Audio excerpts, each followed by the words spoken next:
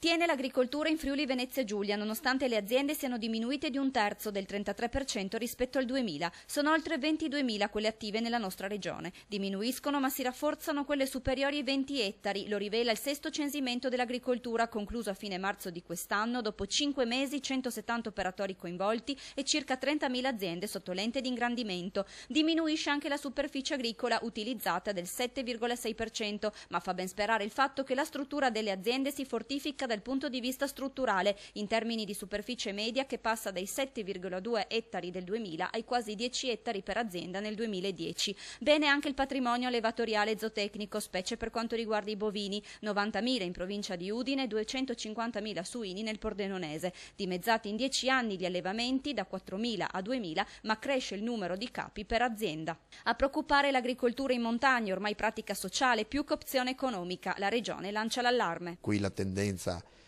continua a un collasso della struttura aziendale, diminuiscono del 46% le aziende e del 41% la superficie. Violino infine ha annunciato che ad autunno, inizi primavera, in regione si terrà la terza conferenza sull'agricoltura.